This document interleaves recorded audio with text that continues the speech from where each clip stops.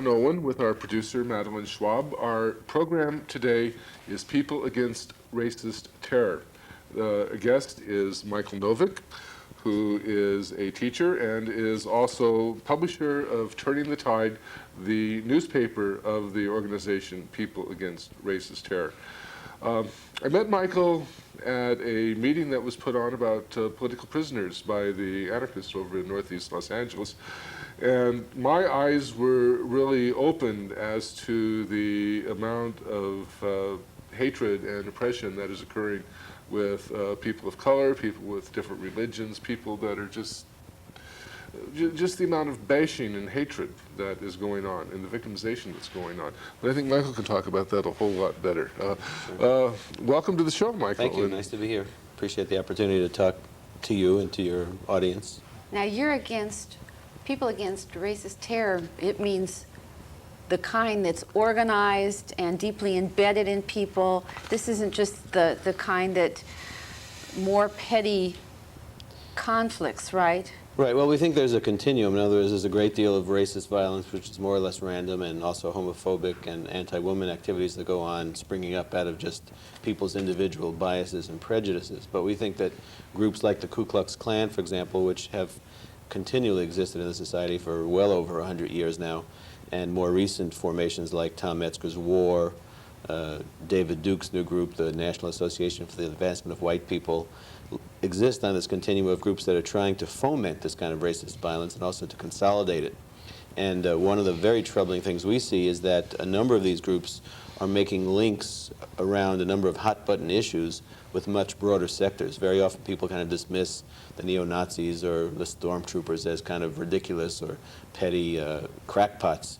But the fact is that around the anti-immigrant movement that we see growing here in California today, in the anti-abortion movement against women's right to choose, in a lot of the anti-gay organizing that's going on, even within the environmental movement, we've seen conscious white supremacist and neo-Nazi groups building a base for increased racial violence and anti-Semitism and gay bashing and so on. And so we think it's very important to alert people to this danger so that we can begin to counter-organize, really, because what they're doing is they are base building for race war. That's how they pose it. Give us an example, because I Sure. think this, for many of our viewers, is coming out of nowhere, just because we don't realize there's more behind some of the racism that we're familiar with. So what's an example of this? Sure. Well, one example would be around Prop 187, which has been the campaign that's been going on here in California to deny all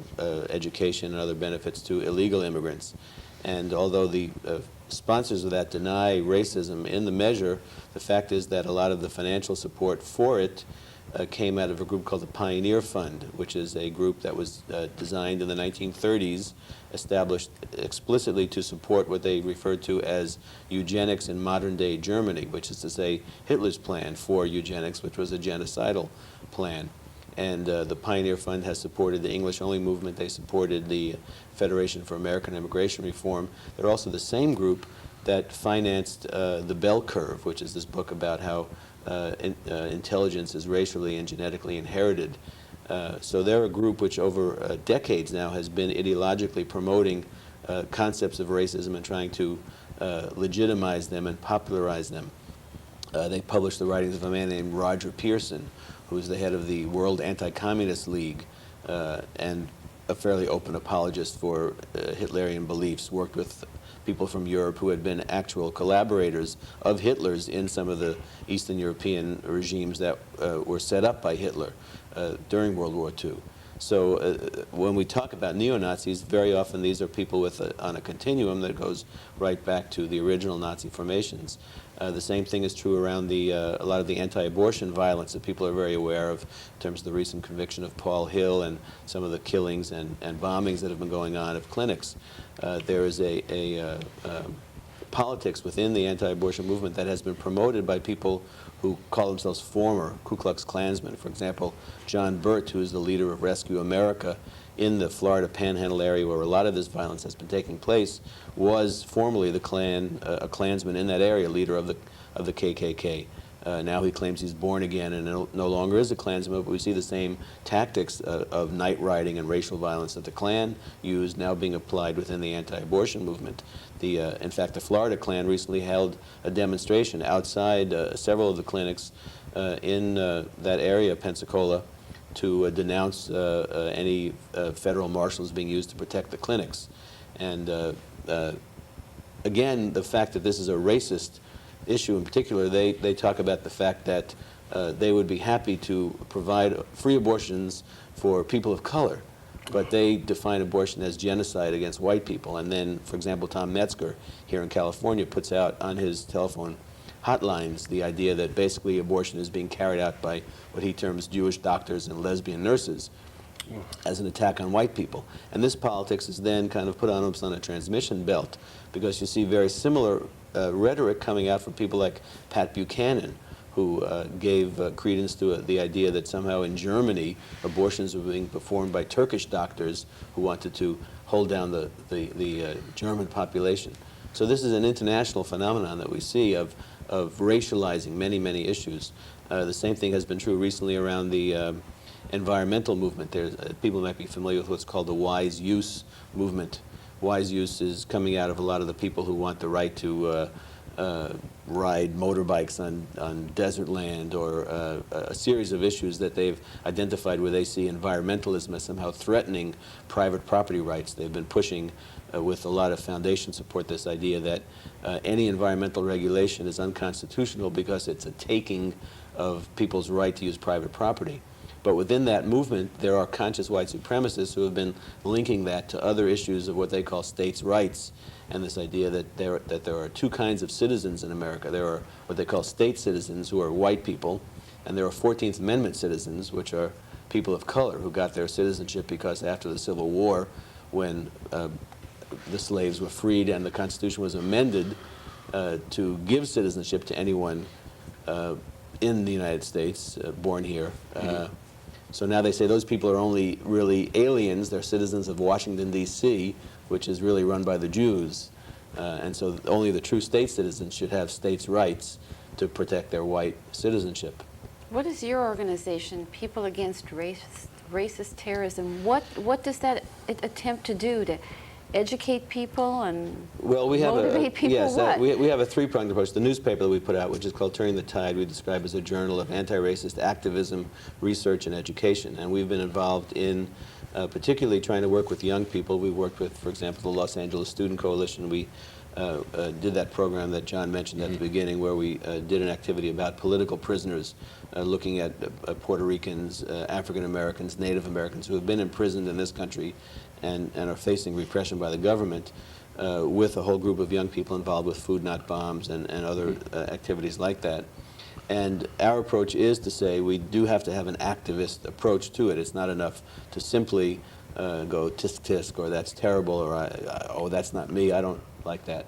The other avenue that we are involved in is research, both in terms of reading and finding out what some of these groups are up to. We exposed a lot of the stuff about John Burt, for example, in the Klan, going back over almost an 8-year period now, where he was one of the first clinic bombings that took place in the country, where 4 of his young followers, and they were being defended, for example, by Jerry Falwell, who said, well, they're like Martin Luther King.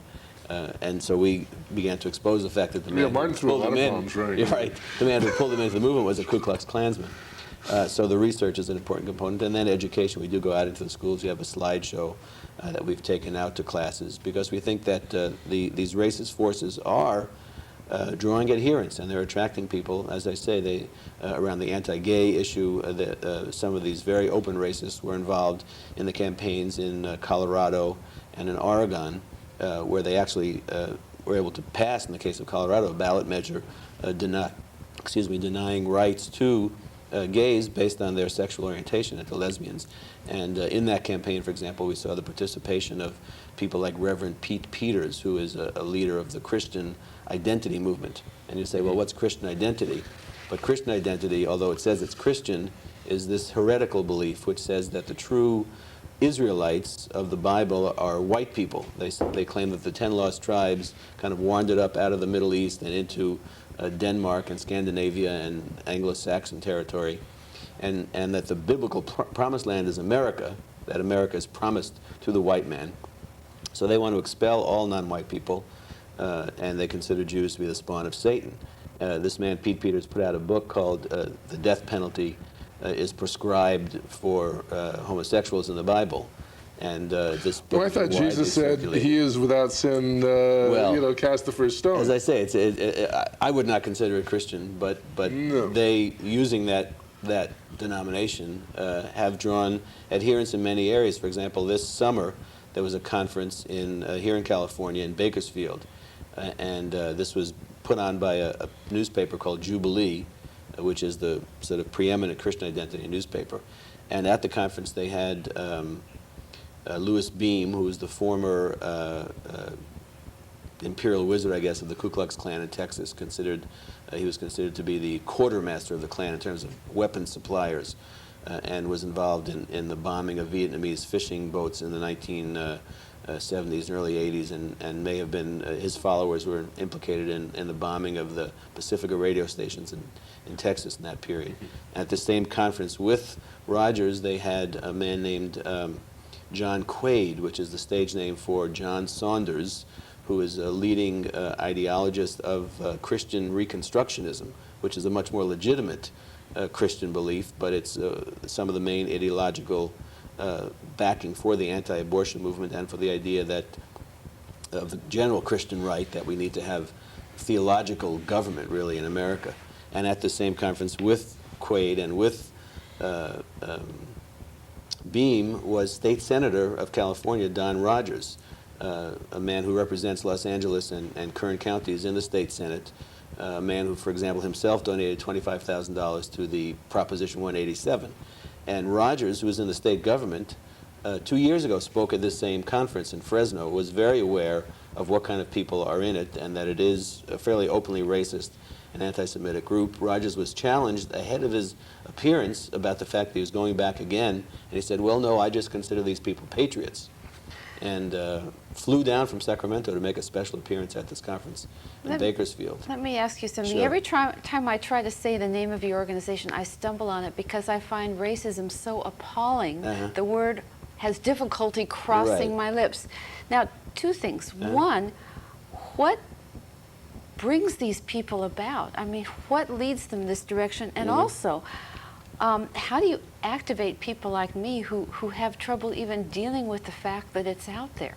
So, Sure. 2 parts to answer. Well, let me say one thing about why we picked the name was basically for the acronym PART, which is to say P-A-R-T, People Against Racist Terror. Everybody has to take part in the struggle against it. We want people to participate.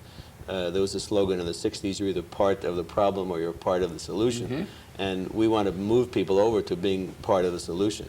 And we want people to participate, and we're, in that sense, a participatory democracy as an ideal of how we solve some of these problems is to get people involved and to get people communicating and working together and to create more solidarity and more harmony. So part of what we're about is not only exposing all the negatives, but we are trying to build something, build support and build unity and build greater harmony. And so that's the other message that we try to take out, is not only, although the title is against racism or against racist terror, but we do try to have a more proactive and a more positive message to people that something else, there are problems in our society, that's the thing, and there's people these racists are coming up and saying, well, there's a problem here, there's a problem there, and we have the answer. The answer is racism, the answer is violence, the answer is anti-Semitism, blame it on the Jews. So it's people looking for solutions to get so involved we're trying in to this. yes, we're trying to offer some critique and solutions. Right. And the other thing you say, where does it come from, is I think that a lot of these groups present themselves in an anti-establishment manner. In other words, they come up and they say, as Hitler did. Hitler said, oh yes, I'm against capitalism, and I'm against communism, and I'm for the German people, you know. And a lot of people accepted that because there were clearly problems in Germany and problems globally, and as we have problems today in America and problems internationally.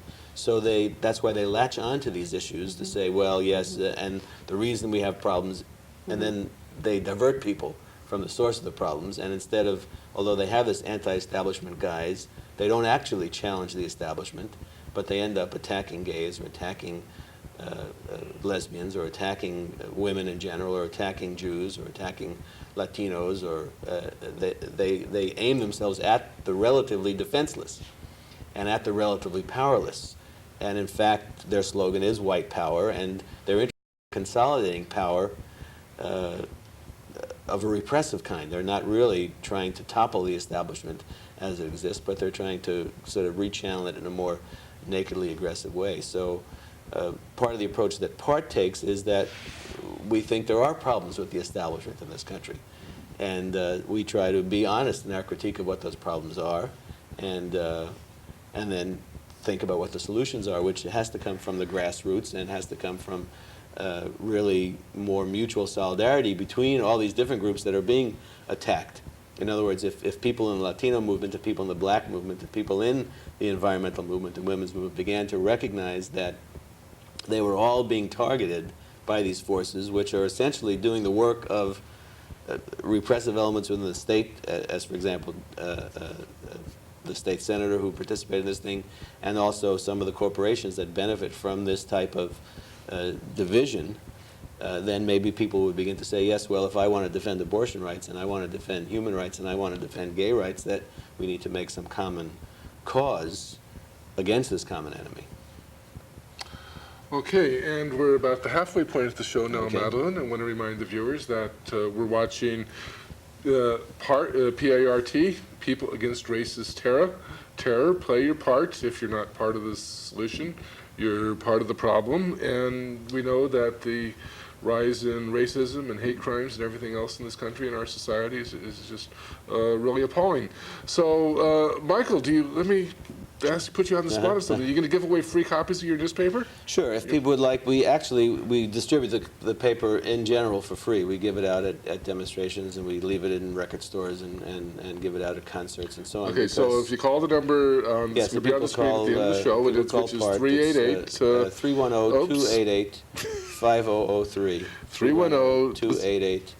310-288-5003. 5003. Right, and that's a 24-hour anti-Klan hotline. I should say, if people have been aware of activity, we would be very interested in learning about it, either racist activity that's going on or also positive things that people are doing to deal with this problem. We would like to publicize it. We do publish the newspaper bi-monthly, and it has all those aspects of both the research and reporting on some of the activism that's taking place. I'm just amazed by human hypocrisy and in our capacity to delude ourselves sometimes. I mean, I had always thought to myself, how can people, here we are, children of illegal immigrants. I mean, this is a country that belonged to the brown people, the Native American people, who are a dark-hued people. And we came here and slaughtered them and stole their land, and they were willing to have us as partners, but we wouldn't have any part of that.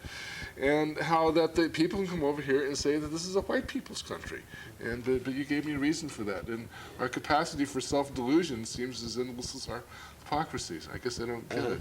Well, it does make you think of a couple of things I would like to get across. Okay. One is that we don't try to come in and point the finger and say, oh, you're a racist, because we feel like actually we have to point at ourselves as well. Racism is something that is a problem within all of us and a struggle within all of us to overcome. And so our strategy has not generally been, for example, that we have to knock heads with these particular Nazis, because we see that Nazism grows out of these kind of social and economic sources that you're talking about. The other side of that is that we think it's never too late for anyone to change. I mean, there are examples of people who were very committed racist in the, for example, the Aryan Nations, a man named Floyd Cochran, who was one of their chief organizers. And at some point in his activity in the Aryan Nations, he became aware that they had in their minds that they would probably liquidate his son, who I think had a hair lip or some slight physical deformity. And so suddenly he began to look at himself and his family as a potential victim of these racists. And He understood. he understood what was going on and pulled himself out, began to expose what they were doing. And many people of that same caliber, I think. So again, we think that redemption is always possible, and we think that struggle is something that goes on in everybody, whether you proclaim yourself an anti-racist or not. So I think that's very important. The other aspect of it is the need to really respect people of all backgrounds, and to see the possibility of a different future than the past. In other words, we go out to schools a lot, and very often what we get from high school kids is, well, I didn't do any of this. I'm not guilty. And the point is not to feel guilty, but the point is to feel some responsibility for the future, to make the future different. And so I think what you're saying is true about the history of this country, that, and there are a lot of connections there. For example, it was in trying to expand slavery that Americans, North Americans or U.S. people went into Texas and went into the Mexican territory.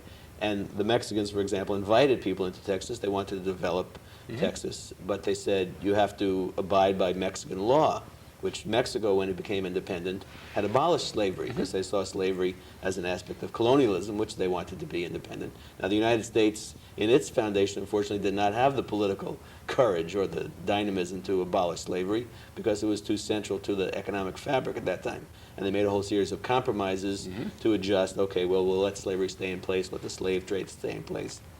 When it began to expand, when we took Texas, and Texas became a part of the United States, and then that fomented the Mexican War, and they took the rest of this territory, all of a sudden all the compromises that had been in existence before them between the North and the South became moot because the vast territory that we took was mostly what would have been the South. And so very quickly, within a generation, is what precipitated the Civil War, finally led to the abolition of slavery. But the question is, are we prisoners of that history, or can we create a future that is not only going to be on the track of colonialism and of slavery and of racial oppression? Now, Clinton and the government and so on have plans for how to deal with some of these things, like NAFTA and the General Agreement on Tariff and Trades. They see that a lot of the national borders as they exist are fairly irrelevant. Well, we have freedom. You have freedom for manufactured goods and freedom for refrigerators. You don't have freedom for people. If you're a human being, you got to stay put. But if you're a refrigerator, you can go anywhere in the world. I mean, what matters? Does money matter, or do people matter? Well, I think that that's the answer. The question is, how do the people then begin at the grassroots level to unite and to create the kinds of solidarity that would overturn that history and, create a greater basis in equality for relations between Mexico and Americans and Mexican Americans and African Americans. How do you see people uniting? Well, I think there are several bases, and one I think definitely is self-determination and solidarity, in the sense that for example, in Mexico, there is a ferment that's going on with the Zapatistas and so on. I think it's very important for people in this country to support that, because if the question of immigration and so on is bound up in economic repression and exploitation in Mexico. The question of political prisoners, which kind of opened up the hour, I think is very important. There are people who put their lives on the line over decades in this country and were really smashed down by forces in the government. For example, the COINTELPRO program, which targeted activists in the black movement and the Native American movement and so on, people like Leonard Peltier or Geronimo Pratt.